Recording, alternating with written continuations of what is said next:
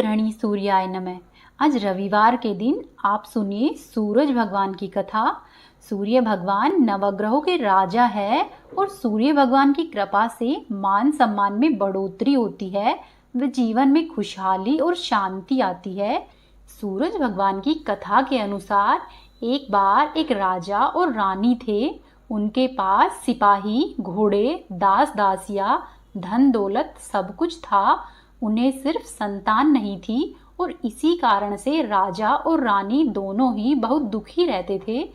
संतान प्राप्ति के लिए उन्होंने हर तरह का दान धर्म, धार्मिक अनुष्ठान, जप, मंत्र, व्रत और पूजा पाठ किए, लेकिन इन सब का कोई फायदा नहीं हुआ।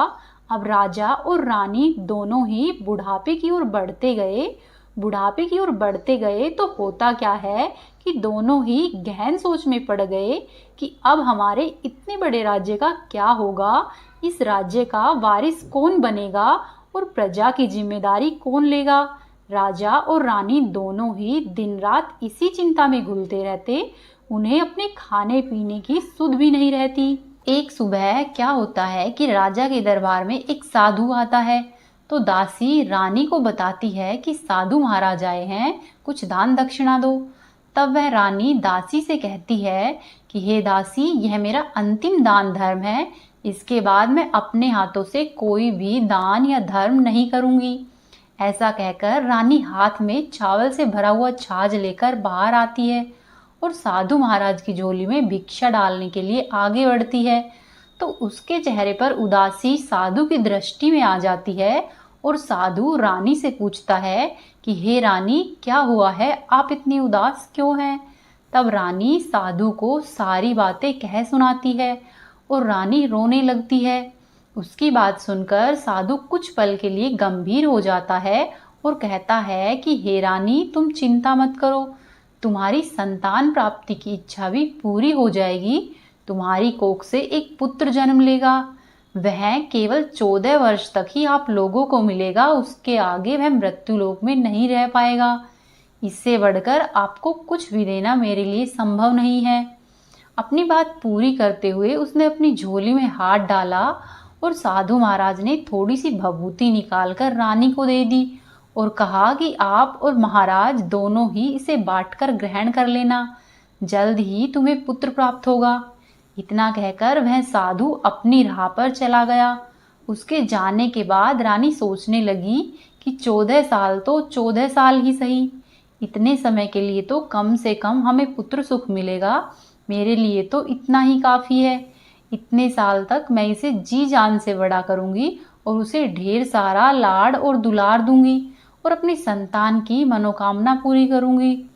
उस रात अपना सारा कामकाज खत्म करके जब राजा रानी के महल में आए, तो रानी ने क्या किया कि राजा को सारी बात बताई और साधु की दी हुई भभूति दिखाकर राजा से बोली कि साधु महाराज ने यह भभूति हम दोनों को ग्रहण करने के लिए कहा है। तब राजा बोले कि हे रानी, हमने इतना दान धर्म, जप और तप किया है, इसका कोई फल नहीं मिला, तो अब इस भभूति से हमें संतान प्राप्ति कैसे होगी। उस पर रानी बोली कि हे राजन, जब इतना सब कुछ किया है तो उस पर से अब यह भी सही, खामखा उस साधु के क्रोध को भी हम क्यों बढ़ावा दे। वहीं राजा को अब किसी भी बात पर विश्वास नहीं रहा था, लेकिन रानी को दुख नहीं पहुंचे, इसीलिए वह राजा भभूत खाने के लिए राजी हो गया। राजा राजी तो हो गया और फिर राजा और रानी दोनों नहाते हैं, फिर अपने भगवान का स्मरण करते हैं और अपने पूर्वजों का स्मरण करते हैं और फिर उस साधु महाराज का नाम स्मरण करके वह भभूत दोनों मिल बांट कर खाते हैं।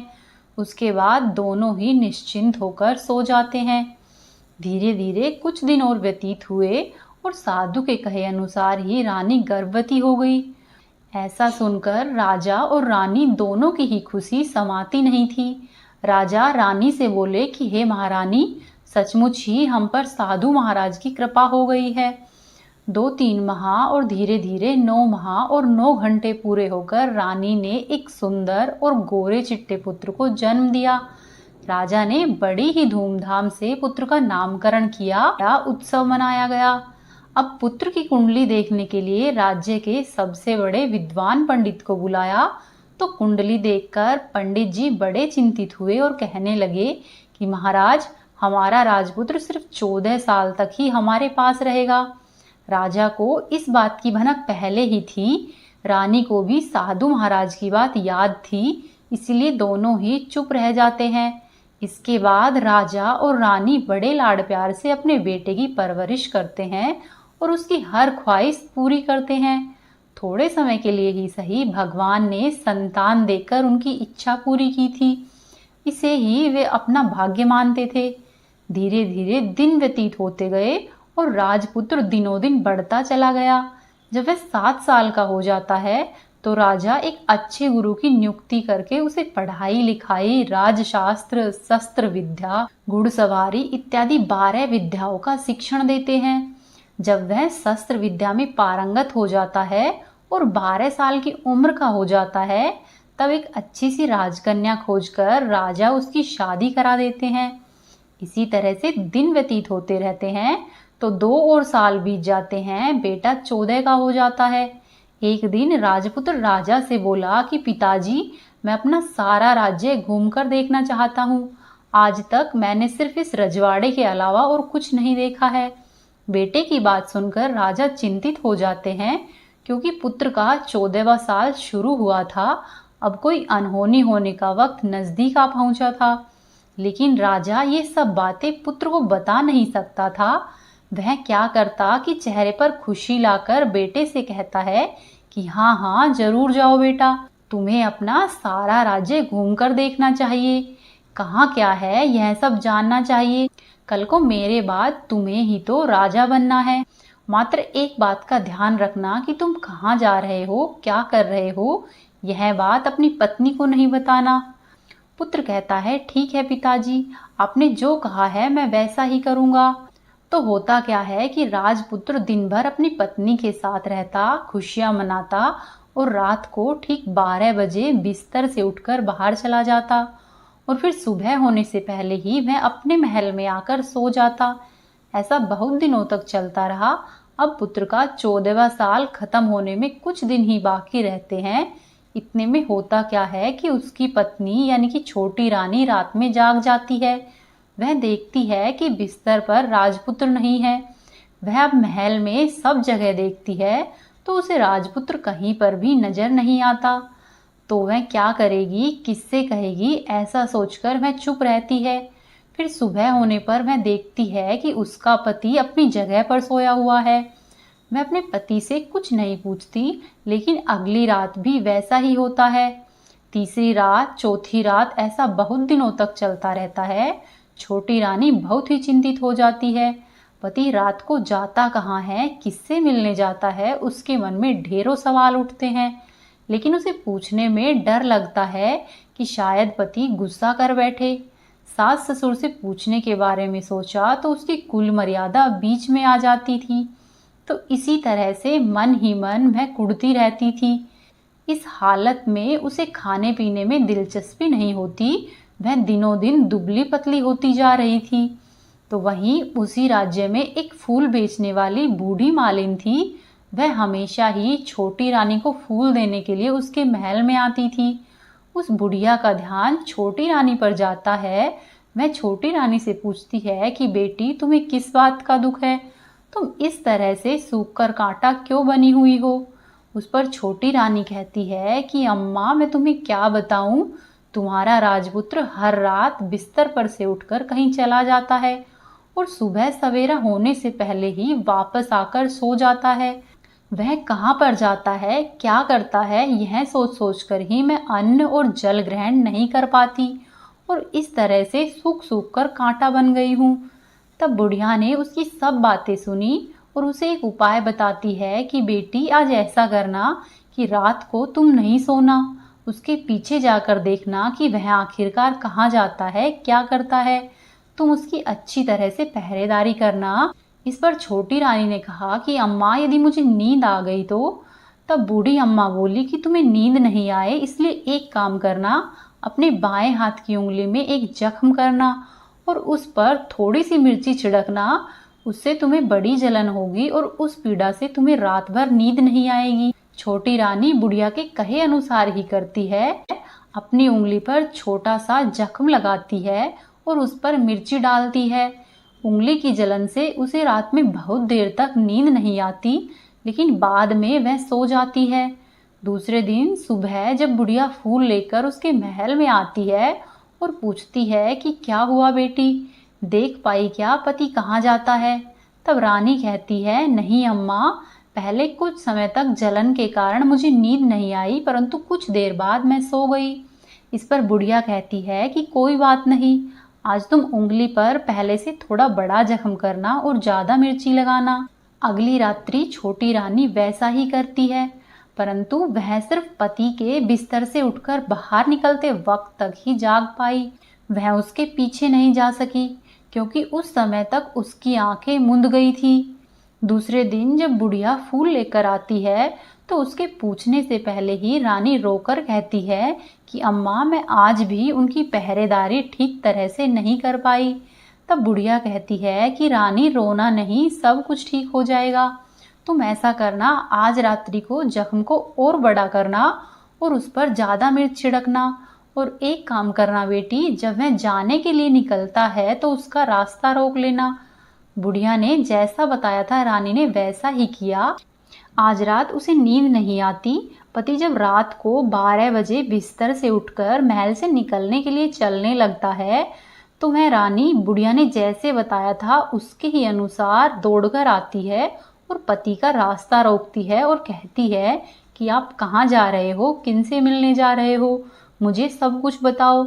राजपुत्र उसे समझाने की बहुत कोशिश करता है।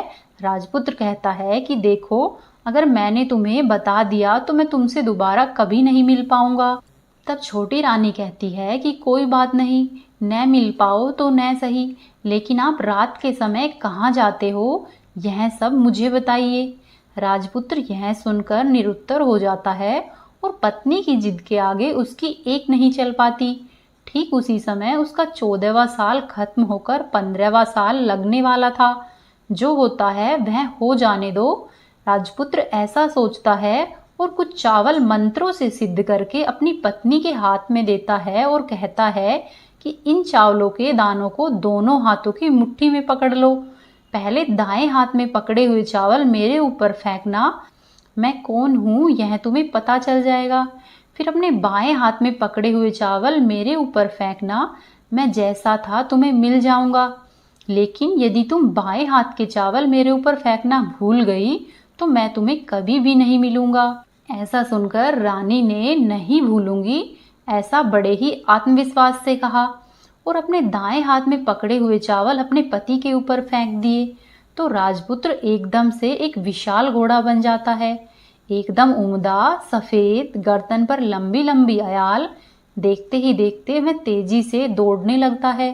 रानी उस घोड़े को एकदम भौचक्की होकर देखने लगती है और पति ने बाएं हाथ के चावल फेंकने की जो बात कही थी वह भूल जाती है।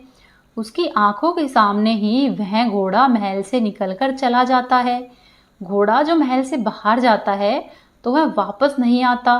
अब रानी को बड़ा ही पश्चाताप होता है और वह स्वयं को कोसने लगती है, लेकिन अब उसका कोई फायदा नहीं होने वाला था। राजपुत्र अब कभी भी वापस नहीं आने वाला था। सुबह होते ही महाराजा महारानी को सब बात पता चलती है तो उन दोनों को बहुत दुख होता है। वे बिस्तर पकड़ते हैं और राह देखते हैं कि एक दिन उनका बेटा जरूर वापस आ जाएगा। इसी तरह से 1 महीना गुजरता है, 2 महीने गुजरते हैं, 3 महीने गुजरते हैं और आखिरकार धीरे धीरे 6 महीने पूरे हो जाते हैं। राजपुत्र का खूब पता लगाने पर भी कोई पता नहीं लगता। वहीं राज्य का प्रधान राजपुत्र को ढूंढने के लिए राज्य के गांव-गांव सिपाही भेजता है, लेकिन उन्हें कहीं भी कोई सफलता नहीं मिलती। इधर छोटी रानी अपनी हठ के कारण पति गायब हो गया यह सोचकर स्वयं को मन ही मन कोसती रहती। फिर वह प्रण लेती है कि कुछ भी करके मैं अपने पति को ढूंढकर जरूर लाऊंगी। ऐसा सोचकर वह एक दिन सुबह सवेरे उठकर सास और ससुर के महल में जाती है और कहती है कि मैं अपने पति की खोज के लिए जा रही हूँ। महाराजा और महारानी को और क्या चाहिए था, कुछ भी करके उन्हें उनका बेटा वापस मिलना चाहिए था। वे बहू को जाने की अनुमति देकर कहने लगे कि बेटी, तुम्हें जो कुछ चाहिए वह ले जाओ, जहाँ पर जाना है वहाँ पर जाओ, लेकिन हमारे बेटे को वापस लेकर आओ, भगवान तुम्हें कामयाबी दे। फिर छोटी रानी क्या करती है कि अपना शाही वेश बदलकर एक सेठानी बन जाती है, कुछ दास और दासियों व कुछ नौकरों को साथ में लेती है और कुछ सामान साथ में लेती है और राज्य की सीमा पर जाकर वहाँ एक भोजनालय खोल देती है और वहाँ पर आने वाले सब यात्रियों को खाना मुफ्त में देने लगती है। मात्र एक ही शर्त रखती है कि खाना खाने वाले को उसकी देखी हुई कोई भी अजीब चीज उसकी मालकिन को यानी कि राजकन्या को बतानी पड़ेगी। तो वहां पर आने वाला हर नागरिक अपनी तरफ से मैंने यह देखा, मैंने वह देखा, ऐसा कहकर वह मुफ्त में खाना खाकर जाता, परंतु रानी को जो बात चाहिए थी वह अब तक नहीं मिल रही थी। ऐसे ही कुछ दिन बीत गए तो इधर क्या होता है कि रानी के महल में जो फूल लेकर बुढ़िया अम्मा आती थी, उनके एक बेटा और एक बहू थे और उनका एक पोता भी था, यानी कि बुढ़िया के बेटे बहू का बेटा था। तो बेटा और बहू सुबह सुबह काम के लिए निकलने जाते तो पोते को संभालने की जिम्मेदारी बुढ़िया पर थी। बुढ़िया दिन भर पोते को संभालती। तो एक दिन होता क्या है कि बुढ़िया को पान खाने की आदत थी, तो पान लगाने के लिए चूना चाहिए था। वह उसे तैयार करने के लिए सीपियाँ लेने गई। इन सीपियों को भूनने के लिए गोबर के कंडे चाहिए थे। कंडे इकट्ठा करने के लिए वह बांस की टोकरी लेकर चरवाहे के मैदान में गई। वहां पर बहुत सारे कंडे थे। उन्हें जमा करते करते उसे घर आने में अंधेरा हो गया और शाम होते ही जब काम से बेटा और बहू वापस लौटे तो देखते हैं कि बच्चा घर पर अकेला है और रो रहा है। वे दोनों ही गुस्से से लाल पीले हो गए। इतनी ही देर में बुढ़िया माई घर पर आ पहुंची। बेटे ने पूछा कि पोते को घर में अकेला छोड़कर कहाँ गई थी। तब बुढ़िया बताने लगी कि मैं गोबर के कंडे इकट्ठा करके लाई हूँ। इस पर बेटा बोला कि दोबारा बच्चे को अकेला घर पर छोड़कर यदि कहीं पर गई तो मैं तुम्हें बहुत पीटूंगा। तब बुढ़िया कहने लगी कि नहीं बेटा, फिर कभी भी ऐसा नहीं करूंगी। लेकिन दूसरे ही दिन बुढ़िया वह बात भूल गई और फिर से चरवाहे के मैदान में कंडे इकट्ठा करने के लिए चली गई। शाम को जब फिर से बेटा बहू घर पर वापस लौटे तो देखते हैं कि बच्चा घर पर अकेला है और रो रहा है। अब बुढ़िया के बेटे की सहनशक्ति खत्म होने लगती है और वह बुढ़िया को वापस आने पर उसे घर से निकाल देता है। बुढ़िया रात भर घर के बाहर अंधेरे में बैठी रहती है और सुबह होते ही हाथ में टोकरी लेकर कंडे इकट्ठे करने के लिए चली जाती है। उस दिन उस पर कंडा इकट्ठा करने का मानो पागलपन सवार हो गया था। कंडे इकट्ठे करते करते कब अंधेरा हो गया उसे मालूम ही नहीं चला। जब उसे ध्यान आया तो गांव का रास्ता भी ठीक तरह से दिखाई नहीं दे रहा था। वह अंधेरे में आंखें फाड़कर देखती देखती कि किसी तरह से मैं आगे निकल जाऊं। तो होता क्या है कि एक कपिला गाय छन छन की आवाज करते हुए, गले की घंटी बजाते हुए ठुमक कर उसी मैदान पर आ गई। उसे देखकर बुढ़िया सोचने लगी कि मैं इस गाय के पीछे पीछे जाऊंगी तो हो सकता है कि मैं गांव तक पहुंच जाऊं। तब बुढ़िया उसके पीछे पीछे चलने लगती है। वह गाय क्या करती है कि उस मैदान से लेकर एक एक करके 6 मैदान पार करती है। आखिर में वह 7वें मैदान पर पहुंचती है तो वहां क्या होता है कि उस मैदान पर एक बड़ा सा पत्थर है। गाय जाकर उस पत्थर को अपना सींग मारती है।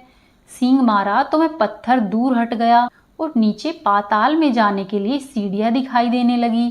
तब वह गाय उन सीढ़ियों से नीचे जाने लगी। बुढ़िया वह सब देखती रही और झट से जाकर गाय की पूंछ पकड़ लेती है। पूंछ पकड़कर वह गाय के साथ ही नीचे पाताल में पहुंच जाती है। पाताल में पहुंचते ही बुढ़िया ने तुरंत ही गाय की पूंछ छोड़ दी और इधर उधर देखने लगी। वहीं से बुढ़िया ने देखा कि पाताल में सब जगह जगमगाहट है, दीप और दिए जल रहे हैं और तेज रोशनी गाय के ऊपर पड़ती है और वहां पर अद्भुत घटनाएं घटने लगती है। गाय के नीचे जाते ही उसके गले में अपने आप सांकल पड़ गई और छम छम करके कोई दुधाड़ी में गाय का दूध दूहने लगा। लेकिन जो भी कोई वह कर रहा था वह दिखाई नहीं दे रहा था। बुढ़िया बहुत घबरा गई और कहाँ आकर फंस गई ऐसा सोचने लगी और वह यहाँ वहाँ पर छिपने के लिए जगह ढूंढने लगी। लेकिन उसे कहीं भी जगह नहीं मिली। हर जगह पर उजाला ही उजाला था। तो वह यूं ही एक कोने में खड़ी रह गई और जो कुछ सामने हो रहा था उसे चुपचाप देखने लगी। कुछ पल के बाद वहां पर झट से एक उम्दा सफेद घोड़ा आया। वहां पर दो कुंड थे, उसमें से एक कुंड में उस घोड़े ने छलांग लगाई और ऊपर आ गया। अब उसे राजपुत्र का रूप प्राप्त हो गया और राजपुत्र बनने के बाद उसने दूसरे कुंड के पानी में स्नान किया और वहां पर रखे हुए नए कपड़े पहने। नजदीक ही एक सुंदर पलंग था, वह उस पर आकर बैठ गया। उसके सामने अपने आप पंच पकवानों की थाली आ गई, दूध की एक प्याली आ गई, पान सुपारी आ गए और उसके सामने एक दिया जलता रहता। राजपुत्र ने खाना खाया, दूध पिया, पान सुपारी खाए और बिस्तर पर लेट जाने से पहले सूर्यदेव का स्मरण करके सामने जलते हुए दिए से पूछा कि दिए दिए दीपंकर, मेरे माता पिता क्या कर रहे हैं। दिया बताने लगा कि बेटे के शोक में डूबे हुए हैं। तब लड़का पूछता है कि राज्य कौन संभाल रहा है। तब दिया कहता है कि राज्य प्रधान संभालता है। फिर राजपुत्र कहता है कि मेरी पत्नी क्या करती है। तब दिया कहता है कि उसने चौराहे पर भोजनालय शुरू किया है और आते जाते लोगों से वह नई खबर के बारे में पूछती है। दिए की यह कहते ही राजपुत्र कहने लगता है कि ठीक है। उसके बाद वह सो गया। बुढ़िया कोने में खड़ी रहकर यह सब देखती रही। ऐसी अद्भुत घटना उसने जिंदगी में पहली बार देखी थी। उसे अंदर ही अंदर चुलबुलाहट होने लगी। वह अपनी भूख और प्यास को भूल गई कि आगे और क्या होता है। उसे देखने के लिए वह उत्सुक रहने लगी। लेकिन उसके बाद और कुछ घटनाएं नहीं घटती। रात गुजर गई और सुबह हो गई। सुबह होने पर पलंग पर सोया हुआ राजपुत्र उठा और फिर से पहले वाले कुंड में छलांग लगाई। तो अब वह फिर से घोड़ा बन गया और कुंड से बाहर आ गया। बाहर आते ही वह तेजी से उस पाताल नगरी से बाहर निकल गया। लेकिन वह कहाँ गया, बुढ़िया को कुछ भी पता नहीं चला। उसके बाद पिछली रात की ही तरह उस गाय का छम छम करके कोई दूध दूहने लगा। जैसे ही दूध दूहना खत्म हुआ, उसके गले की सांकल अपने आप खुल गई और वह गाय तेजी से ऊपर जाने वाली सीढ़ियों की ओर भागने लगी। गाय को दौड़ते देखकर बुढ़िया सोचने लगी कि अब गाय के साथ ही यहाँ से ऊपर जाने में समझदारी है, नहीं तो कोई मुसीबत आकर खड़ी हो जाएगी। बुढ़िया माई ने झट से उस गाय की पूंछ पकड़ ली और गाय के साथ ऊपर आ गई। गाय जब ऊपर मैदान में पहुंची तो सुरंग का रास्ता अपने आप बंद हो गया और उसके मुंह पर एक बड़ा सा पत्थर पहले ही की तरह खड़ा हो गया। ऊपर आकर वह गाय जंगल की ओर निकल गई तो इधर बुढ़िया एकदम बावली सी हो गई। उसने पाताल नगरी में जो कुछ देखा था वह जल्द से जल्द किसी को बताने के लिए उतावली हो उठी। उसे एकदम से याद आया कि नगर की सीमा पर कोई औरत भोजनालय चलाती है और नई बात बताने वाले को खाना पीना मुफ्त में देती है। वह सोचने लगी कि क्यों न मैं यह बात उस औरत को जाकर बताऊं। यदि उसे पसंद आई तो बाकी के जीवन में खाने पीने की झंझट से मुक्ति मिल जाएगी। तब बुढ़िया ने मन ही मन तय किया और तुरंत ही उस भोजनालय के द्वार पर टंगे हुए नगाड़े के सामने खड़ी हो गई और जोर जोर से नगाड़ा बजाना शुरू कर दिया। नगाड़े का इस तरह का शोर सुनकर मालकिन यानी कि छोटी रानी मन में प्रसन्न हो जाती है कि शायद कोई बड़ी बात लेकर कोई यहाँ पर आया है। तब रानी अपने सिपाहियों को आदेश देती है कि जाइए और जो आया है उसकी अच्छे से खातिरदारी कीजिए। आदेश पाते ही सिपाही नीचे दौड़ गए तो एक बुढ़िया नगाड़ा बजा रही थी। उन्होंने पूछा कि क्यों री बुढ़िया, क्या हुआ, नगाड़ा क्यों बजा रही हो। तब बुढ़िया बोली कि कुछ नहीं बेटा, यहाँ पर खाना मिलता है न, इसीलिए आई हूँ। तब वो बोले कि खाना मिलेगा लेकिन तुम्हें कोई नई बात बतानी पड़ेगी। तब बुढ़िया बोली हाँ बताऊंगी, मुझे एक बात मालूम है। इस पर सिपाही उसे अंदर रानी के पास लेकर आए। उनको मालकिन का आदेश था कि जो कोई बूढ़ा बुजुर्ग वहाँ पर आए उनके साथ अच्छी तरह से पेश आना है और उनका आदर सत्कार व आतिथ्य करना है। तो सिपाहियों ने बुढ़िया का भरपूर आदर सत्कार किया। उसे बड़ी सी थाली भरकर व्यंजन परोसते हैं। बुढ़िया कुछ दिनों से भूखी थी, इसीलिए वह खाने पर टूट पड़ी। खाना खाने के बाद सिपाही ने उसे पहनने के लिए नए वस्त्र दिए और उसके बाद उसे लेकर रानी के पास आ पहुँचे। बुढ़िया और रानी ने तुरंत ही एक दूसरे को पहचान लिया। तब बुढ़िया बोली कि बेटा तुम। तो रानी बोली कि अम्मा तुम। बड़ी देर तक दोनों ही अलग अलग तरह की बातें करती रही। आखिरकार कुंवरनी बुढ़िया से कहने लगी कि अम्मा, अब बताओ तुमने क्या नई बात देखी है। नई बात? मैंने कोई नई बात नहीं देखी है। वह तो मेरे पास तुम्हें देने के लिए खाने के पैसे नहीं थे, इसीलिए मैंने झूठ कहा और नगाड़ा बजाया। तब रानी ने कहा, अम्मा घबराना नहीं, मैं किसी को तुम्हारा नाम नहीं बताऊंगी। फिर बुढ़िया बोली कि मैंने क्या देखा, कब देखा? ऐसा करके वह आनाकानी करने लगी। इस पर रानी ने उससे कहा कि देखो अम्मा, यदि तुमने मुझे वह नई बात बताई तो जिंदगी भर मैं तुम्हारी देखभाल करूंगी और तुम्हें रानी माता की तरह रखूंगी। अब बुढ़िया रानी को बात बताने के लिए तैयार हो गई और उसने जो कुछ उस मैदान में देखा था वह सब कुछ उसने रानी को बता दिया। बुढ़िया की बात सुनकर रानी को यकीन हो गया कि वह राजपुत्र उसी का पति है। वह तुरंत ही बुढ़िया से कहने लगी कि अम्मा, मुझे उसी जगह पर लेकर चलो। तब वह बुढ़िया बोली कि नहीं बेटी, वह पाताल राज्य है, सांप है और अन्य बहुत खतरे हैं। यदि किसी ने तुम्हें वहां पर देख लिया तो तुम्हारी जान खतरे में पड़ सकती है। लेकिन रानी ने उसकी एक भी नहीं सुनी। वह उसे उस जगह पर ले जाने के लिए जिद करने लगी। आखिर में बुढ़िया ने उसका कहना मान लिया और कहने लगी कि ठीक है, मैं तुम्हें वहां पर लेकर चलती हूँ, पर आज नहीं कल। वहां जाना है तो शाम को ही जाना होगा। तो दूसरे दिन दोपहर को रानी बुढ़िया के साथ उस मैदान पर गई और एक जगह छुपकर गाय के आने की राह देखने लगी। दिन ढलते ही अंधेरा घेरने लग गया और हमेशा की ही तरह गाय वहां पर आ गई। मैदान के उस कोने में जाकर गाय ने पत्थर पर सींग मारा तो झट से पत्थर हटकर वहां से सुरंग में जाने का रास्ता खुल गया। गाय उस रास्ते से नीचे उतरने लगी तो बुढ़िया रानी से कहती है कि जल्दी आगे बढ़ो बिटिया, हमें गाय की पूंछ पकड़कर नीचे उतरना होगा। तब वे दोनों गाय की पूंछ पकड़कर नीचे उतर गई। बुढ़िया पहले जिस कोने में छिपी थी अब भी उसी कोने में छिप गई। अब नीचे सब कुछ पहले के जैसे ही घटित हो रहा था। गाय के गले में अपने आप सांकल पड़ गई। कोई अदृश्य रूप से उसका दूध दुहने लगा। एक सफेद उम्दा घोड़े ने आकर एक कुंड में छलांग लगाई तो वह राजपुत्र के रूप में ऊपर आया। वह राजपुत्र दूसरे कुंड में नहाने लगा। बाद में उसके सामने खाने की थाली आ गई और दूध की प्याली आ गई, पान का बीड़ा आ गया। राजपुत्र सब कुछ ग्रहण करके सोने के लिए पलंग पर गया तो सोने से पहले सूर्यदेव का स्मरण करके वह दिए से पूछने लगा कि दिए दिए दीपंकर, मेरे माता पिता क्या कर रहे हैं? तो दिया कुछ जवाब नहीं देता बल्कि वह बुझने लगता। तब राजपुत्र को कुछ अघटित हुआ है इसका संदेह हो गया। वह उदास हो गया और जो कुछ हुआ है वह हो जाने दो, ऐसा सोचकर वह सोने के लिए बिस्तर पर लेट गया। अब रानी का संयम छूट गया। वह दौड़कर पति के पास आई और उसके पैर पकड़ने के लिए आगे बढ़ने लगी। राजपुत्र तुरंत ही पत्नी को पहचान गया और वह झट से पीछे हट गया और चिल्लाने लगा कि नहीं नहीं, मुझे मत छूना वरना सर्वनाश हो जाएगा। तब रानी अपने दोनों हाथों को जोड़कर अपने पति से अपनी भूल स्वीकारने लगी। कहने लगी कि हे स्वामी, मुझसे भूल हो गई है। मुझे आपसे नहीं पूछना चाहिए था कि आप रात को कहाँ जाते हो।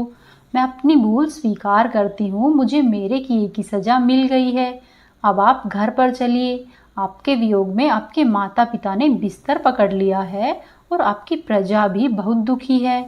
उस पर राजपुत्र कहने लगा कि वहीं तो एक बार तुम गलती कर बैठी हो, अब दोबारा मत करना, नहीं तो अब मैं तुम्हें जो दिख रहा हूँ वह भी नहीं दिखूंगा। अब तो यह सुनकर रानी जोर जोर से विलाप करने लगी और जोर जोर से जमीन पर सिर पटकने लगी। राजपुत्र के मन में उसके प्रति दया उत्पन्न हो गई और वह उससे कहने लगा कि यदि तुम मुझे पाना चाहती हो तो तुम्हें एक काम करना होगा। काम कठिन है लेकिन वह तुम्हें अकेले ही करना होगा। तब रानी कहने लगी कि हे स्वामी, आप कार्य कहो, जितना भी कठिन है मैं अवश्य ही पूर्ण करूंगी। इस पर राजपुत्र ने उसे बताया कि इस पाताल से ऊपर जाते ही तुम्हें एक घना जंगल नजर आएगा। ऐसे 6 जंगल पार करके 7वां जंगल मिलेगा वह जंगल सबसे घना है। उसी जंगल में बीचों बीच में एक पीपल का पेड़ है। उसके आसपास की जगह पर पत्ते, फंदे, जटाए, कांटे इत्यादि अनेकों तरह से वह पीपल का पेड़ ढका हुआ है। वहां पर बाघ, शेर, भालू, सांप और सभी धमाचौकड़ी करने वाले जानवर बैठते हैं। तुमको उन सबको भगाकर वह जगह साफ करनी है। उस जगह की गोबर से पुताई करके उसको पवित्र बनाना है, रंगोली से सजाना है। उसके बाद वहां पर धूप, कपूर, अगरबत्ती जलानी है। फूल कुमकुम से पेड़ के तने की पूजा करनी है। दूध दही से बने हुए चावल का भोग चढ़ाना है। ये सब तुम्हें दोपहर को 12 बजे से पहले पहले करना है। 12 बजे के समय तुम्हें उस जगह पर बैठकर सूर्य भगवान का ध्यान करना है। ठीक 12 बजे सूर्य भगवान का रथ वहां पर उतरेगा। वे यह सब देखकर खुश हो जाएंगे और कहेंगे कि जिस किसी ने यह सब किया है उसे मैं मनचाहा फल दूंगा। तो तुम उसके सामने जाकर उनके रथ का दाहिना घोड़ा मांगना, तो मैं तुम्हें मिल जाऊंगा। इतनी बात कहकर राजपुत्र अपने पलंग पर सो गया और छोटी रानी भोर होने की राह देखने लगी। भोर होते ही वह बुढ़िया के साथ गाय की पूंछ पकड़कर ऊपर आ गई और ऊपर आने के बाद वह बुढ़िया से कहने लगी कि अम्मा, अब मैं अकेले ही आगे जाऊंगी, तुम भोजनालय पर वापस चली जाओ।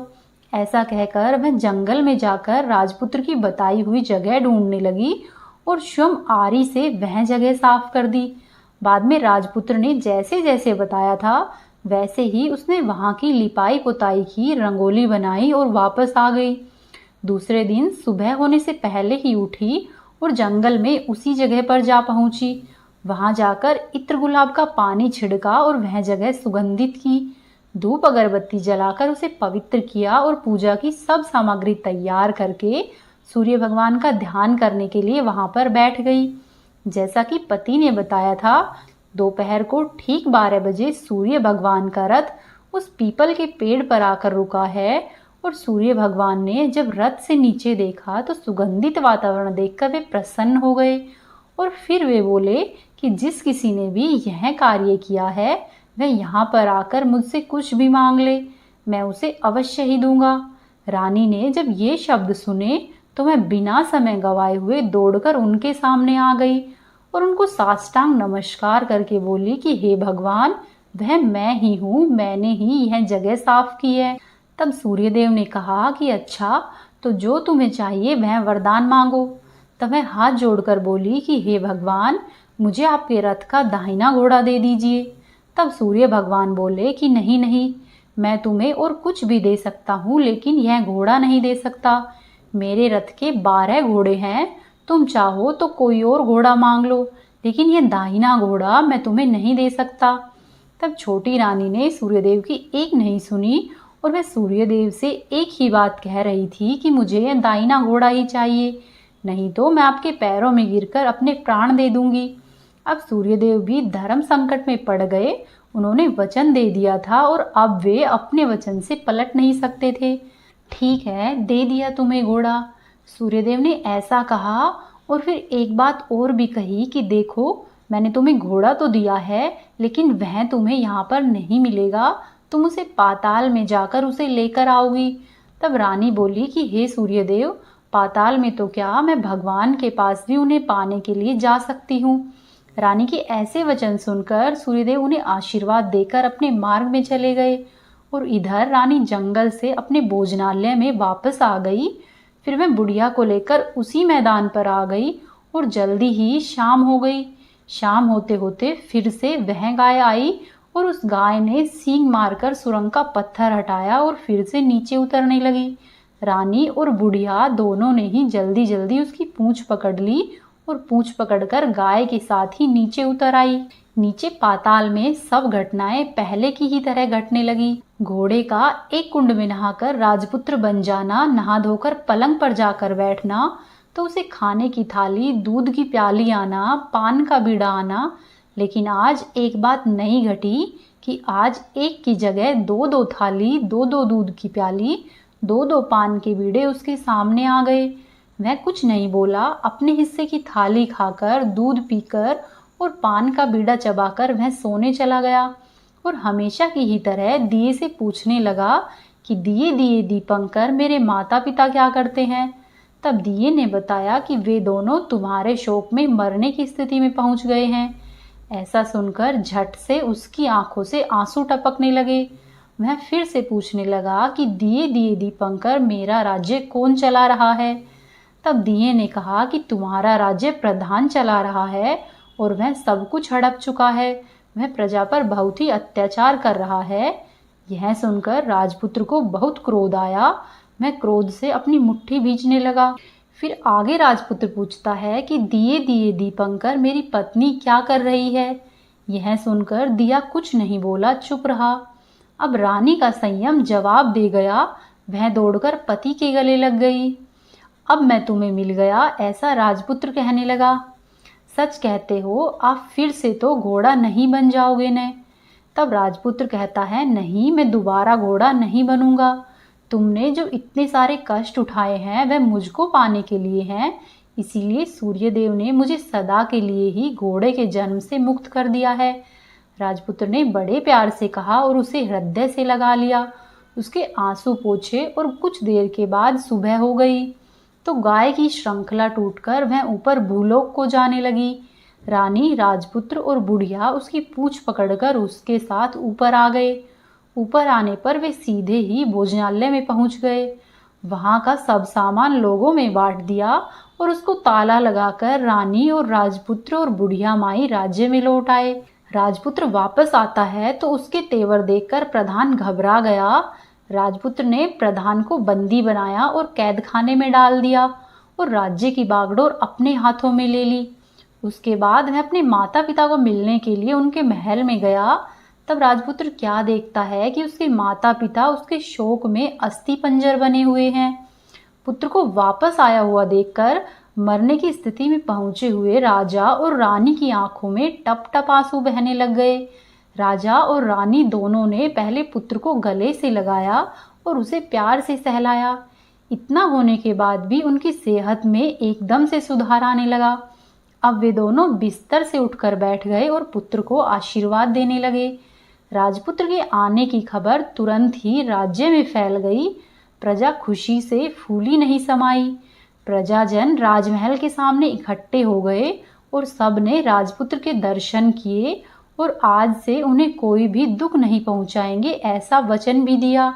अब राजा राजपुत्र का राज्याभिषेक करके उसे सिंहासन पर बिठाता है और अपनी बहू को महारानी होने का दर्जा देता है और स्वयं अपनी पत्नी के साथ ईश्वर का नाम लेते हुए खुशी खुशी दिन व्यतीत करते हैं।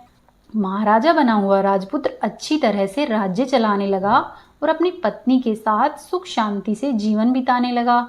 उस बुढ़िया को भी रानी ने अपने पास ही रख लिया और उसकी अच्छी तरह से देखभाल करने लगी और इस तरह से बुढ़िया और उसके बुढ़ापे के दिन खुशी से गुजरने लगे। हे सूर्यदेव, जैसी आपने रानी पर कृपा की है वैसी ही हम सब पर करना। इस कहानी को कहने वाले, सुनने वाले और होकारा भरने वाले सब पर अपनी कृपा रखना। तो ये थी सूरज भगवान की कहानी। वीडियो को लाइक करें, वीडियो को शेयर करें, कमेंट बॉक्स में जय सूर्य भगवान अवश्य ही लिखें।